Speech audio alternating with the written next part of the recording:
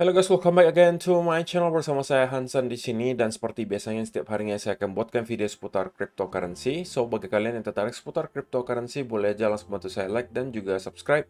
Jangan lupa juga untuk hidupkan lonceng notifikasinya supaya kalian gak ketinggalan update terbaru seputar cryptocurrency. Oke, pada hari ini guys, kembali kita akan bahas seputaran Bitcoin dan seperti biasa kita bakalan mulai dari coin market cap terlebih dahulu. Per hari ini secara global market cap crypto berada di angka 1,12 triliun dolar atau naik sekitar 0,14%. Nah, Bitcoin sendiri di angka 24.677, Ethereum 1.694, BNB 315, XRP 0,39, Cardano 0,4, Polygon Matic 1,5 dolar, dan Dogecoin berada di urutan ke-10 dengan harga 0,088 dolar.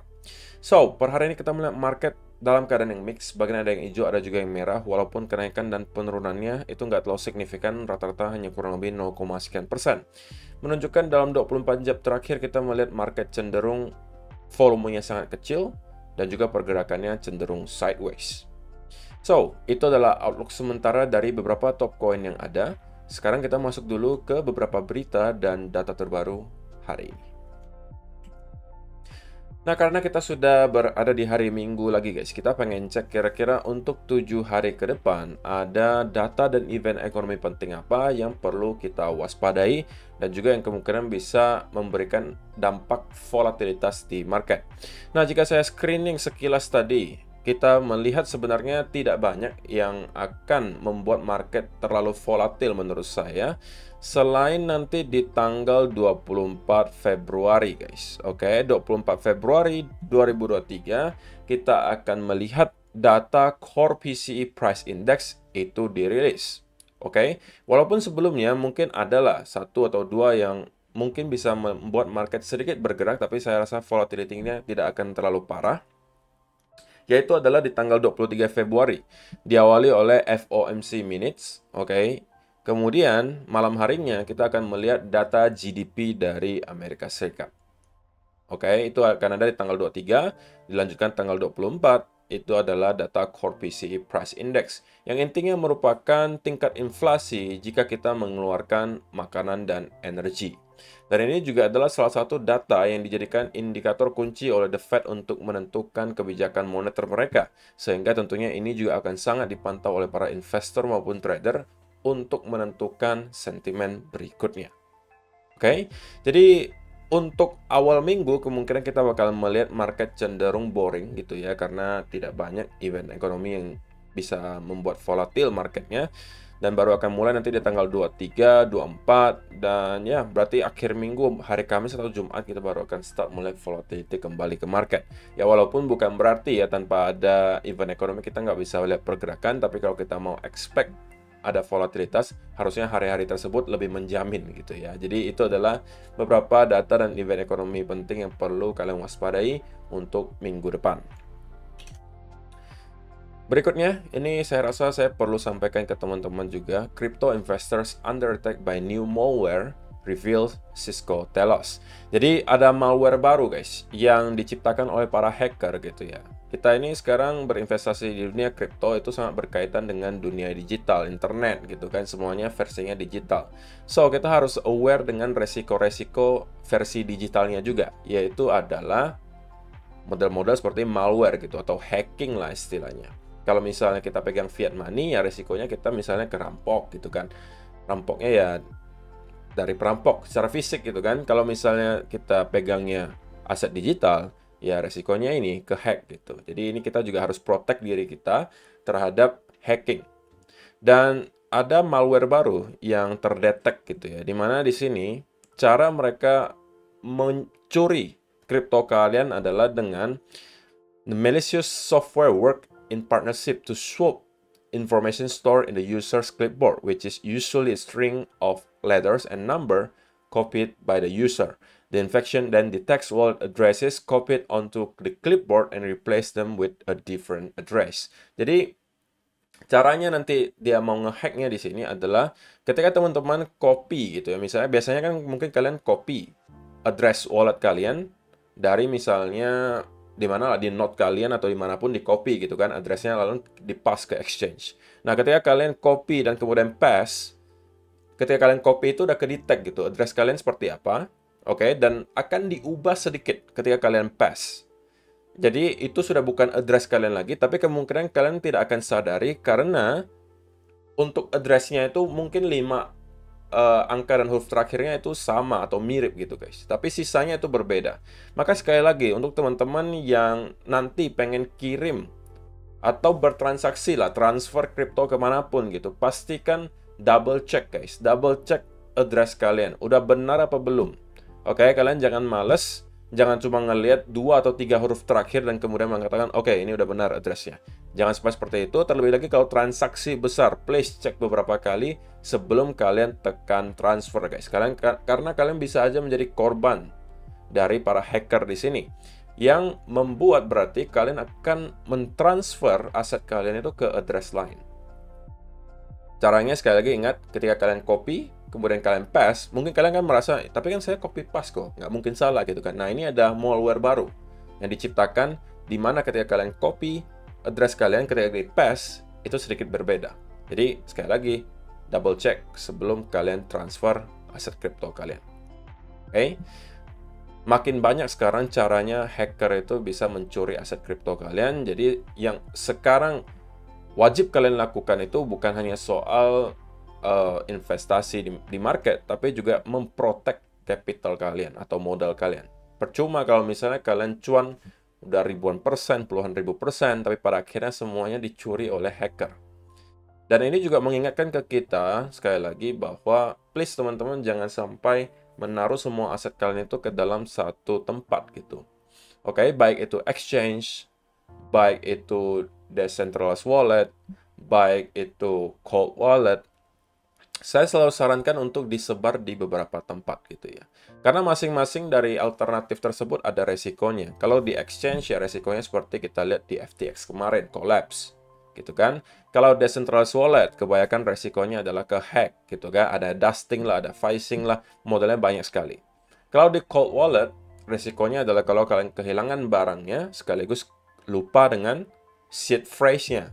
Nah, itu juga bermasalah. Jadi masing-masing punya resikonya. Jadi cara paling baik apa? Cara paling baik menurut saya adalah disebar ke beberapa tempat. Jadi kalau ada salah satu yang bermasalah, at least kalian masih punya tempat lain yang bisa kalian gunakan. Tapi ya kalau misalnya kita bicara soal resiko, paling kecilnya tentunya adalah kalau kalian punya cold wallet seperti Ledger, yang kalau misalnya kalian belum punya, saya tetap sarankan at least kalian punya satu. Link untuk membelinya sudah saya sediakan di kolom bio, karena kemarin banyak sekali yang bertanya, mau beli di mana kok? Kalau link di bawah itu yang Ledger, itu adalah link website resmi dari Ledgernya. Jadi kalian beli langsung dari Prancis, di import. Walaupun sedikit lebih mahal kalau kalian misalnya cek dan bandingkan dengan e-commerce lokal, tetapi menurut saya worth it. Kenapa? Karena kalian belinya langsung dari pusat, so resikonya bagi saya itu lebih rendah gitu. Oke, saya lebih yakin aja lah, karena ini kan untuk menyimpan aset saya. Oke, jadi kalau misalnya teman-teman memang tertarik dan bingung mana website resminya, linknya sudah ada di kolom description box di bawah. Oke, berikutnya. Kita akan bahas lebih spesifik sekarang ke Bitcoin, guys. Dan ada seseorang di Twitter ini memberikan ke kita lagi heat map gitu.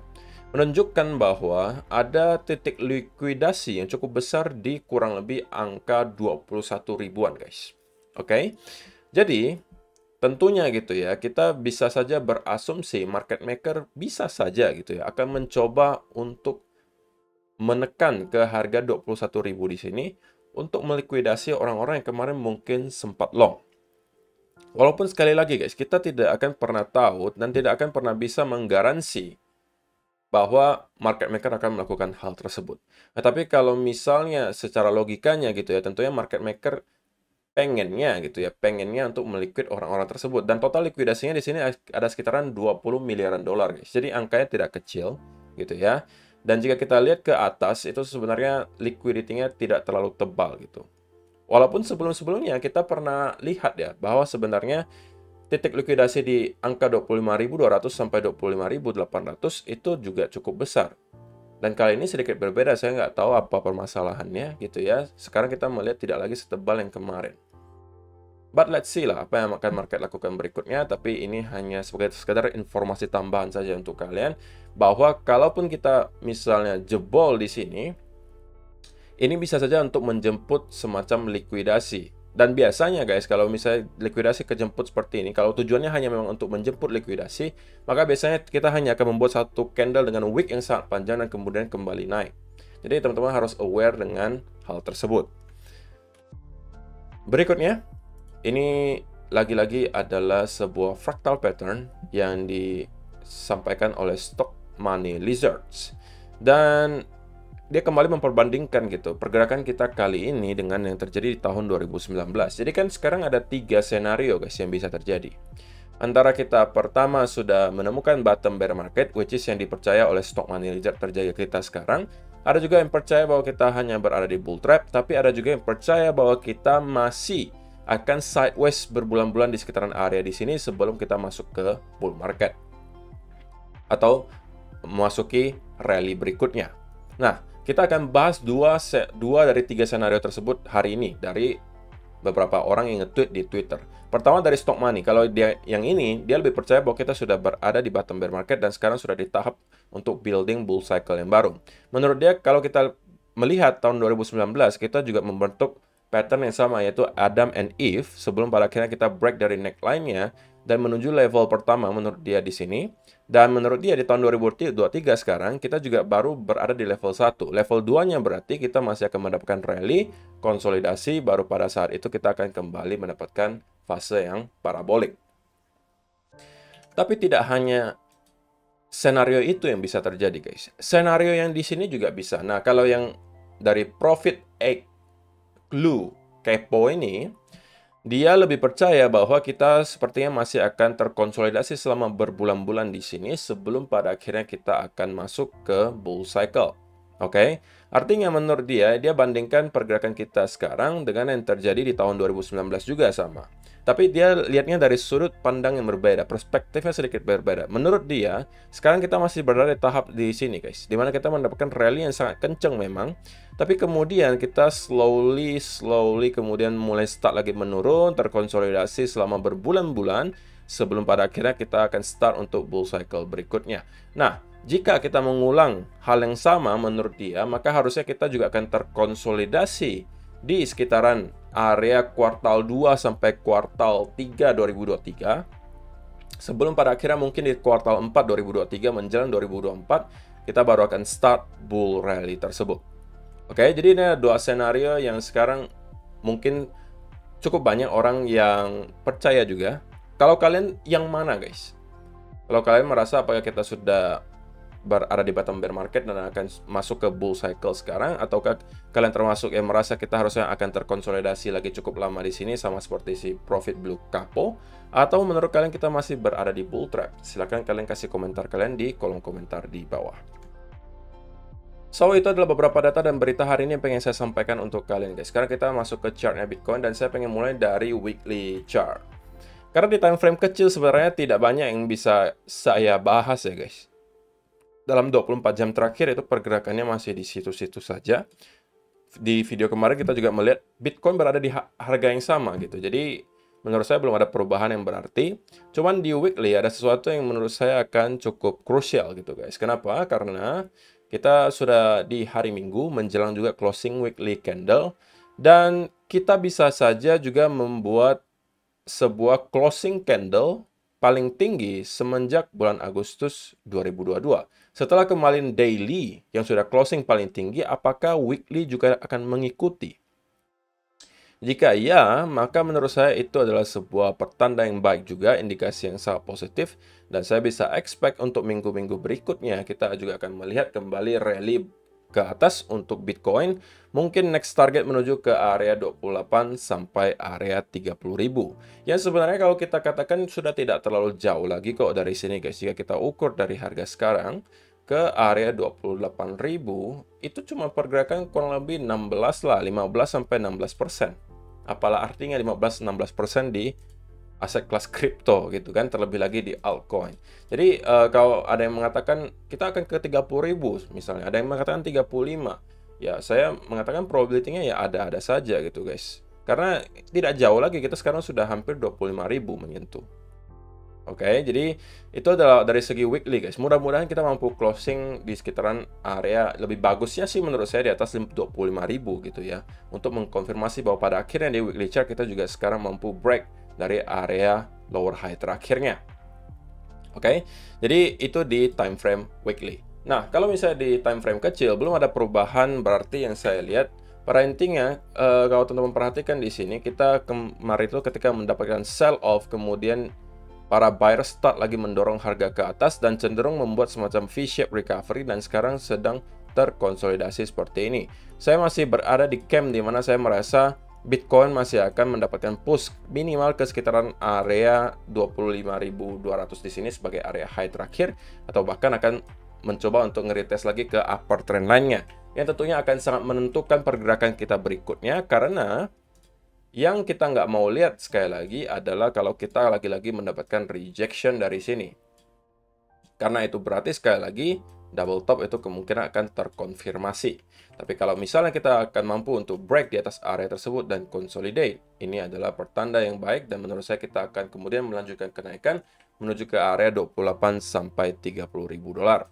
Tapi selain itu ya saya rasa belum ada yang bisa saya sampaikan lagi karena pergerakan Bitcoin dalam 24 jam terakhir itu tanpa volume, dan saya juga expect hari Minggu ini juga harusnya kita akan melihat hal yang sama. So, ini mungkin saatnya bagi teman-teman untuk rehat dulu, tidak usah terlalu memantau market dulu, toh volumenya tidak ada.